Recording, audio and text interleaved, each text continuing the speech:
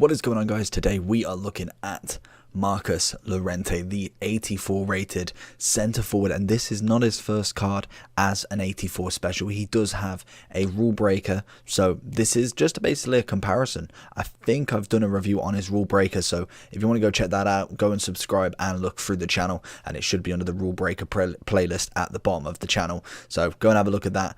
But today we have got his info. So if we do go into in-games, all of that good stuff, the difference between the rule breaker and obviously the inform is 9 dribbling, 1 pace, 1 shooting, 1 passing, and then a minus of 6 defending. For me, I think the inform is absolutely brilliant. 187k, it is literally 100k cheaper. Yes, the position in centre forward, you just drop that down. To be honest, it really doesn't make too much of a difference. He is not a centre forward, and I don't think he'll personally play as a centre forward. In my opinion, I would prefer him in that literal mid position. Centre mid is a cracking position for him. He is a 3-star, so no change there. That's always a negative in my books. I like the 4-4 at the very, very minimum. We have got him at 6 foot, so quite a tall lad. High work rates, lean build. And he's a good player. He's not awful. He's obviously taken this year with a little bit of storm. He's joined in at FIFA 16, and I think it was mainly last year he kind of got a little bit involved, started at an 80, got an 83 in form, and he really kind of just stopped there. This year he's come up as an 82, very well-rounded stats to start with, and he's already bagged himself 2 specials straight off the bat. I am annoyed that he is an 84 in his inform, and they haven't gone to 85. It's not something new. They always do this, and it infuriates me, because what is the point having 2 84s? I know the difference between the rule breaker and the centre forward is bigger than normal kind of specials into informs, because there is the kind of stat decrease increase everywhere. It is different, but it's still an 84 rated card. That inform should be 85, and it should follow the steps up. For me, that's just how it should be. Unfortunately, it isn't, so you are basically choosing between the stats of a card now. Because these both 84, there is no difference in terms of rating, so you are just looking at what would you prefer. Would you prefer less dribbling, more defending, or would you prefer more dribbling, less defending?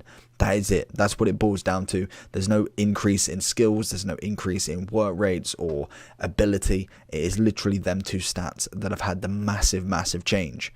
So looking at his stats then, we've got 84 physical. It's mainly dropped down because of the 68 jumping. I'm absolutely fine with that. 6 foot is still going to be able to kind of get some heads. He's going to get the kind of like one-on-one heads really. But in terms of kind of like really competing, you just don't have him in the box. He's just going to be one on the edge, getting ready for that kind of out of the box shot, maybe a little pass, and that's all you want him for. You don't really need the heading on him. In terms of everything else though, defending's decent. It's above average, I'd say. 80 rated, 69 heading accuracy, which we can imagine, 81 defensive awareness, 82 stand, and 76 slide. For me, the slide isn't that important. I think there is only so many times in so many matches that I'll actually slide and mean to actually slide. Very much you do frustration tackle, and it's kind of good if they're not very good at it, because they'll probably miss and it's just how it is. But there is very little opportunity to slide in this game. I think standing's definitely the more important stat of the 2.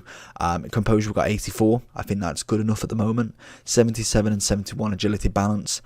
It's about right. He's a 6 foot player. He doesn't feel too bad on the turn. Didn't feel too static, so I can kind of let that one slide. But again, we would look to get that up in the future.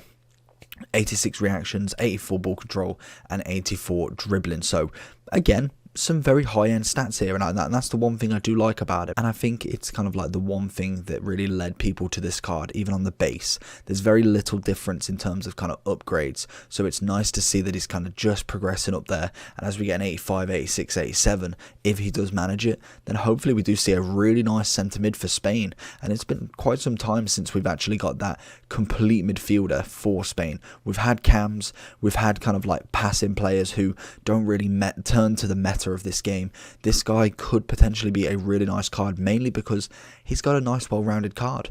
Everything's above 80 bar from shooting, which is 78, but again, you can get that up with a chem style, and I think people are looking at more of an anchor for him, as I think people do like him more as a kind of like defensive mid than attacking. So you don't really need the shooting part of him, so you can kind of afford to get that bit of pace up, defending and physical.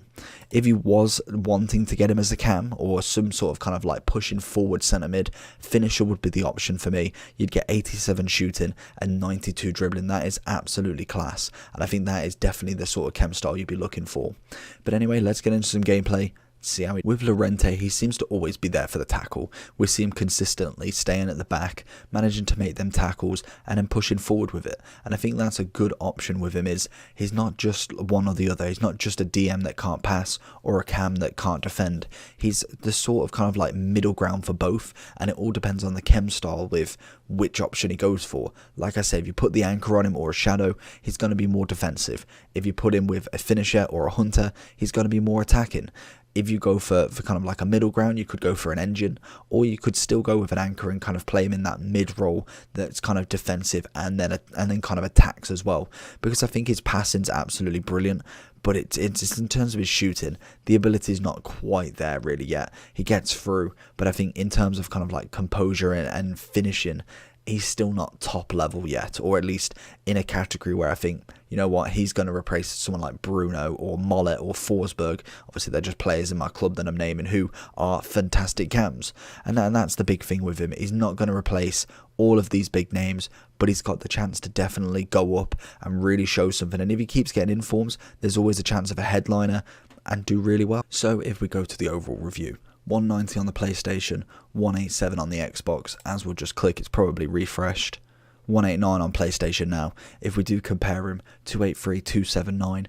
A big price increase for the rule breaker rather than the inform. And for me, if you was playing him as a DM, definitely this card's worth it. If you was playing him more as kind of like that centre mid who kind of floats between both, this card is absolutely fantastic for it. Like I say, if you whack an anchor on him, gets a really nice 88 DM.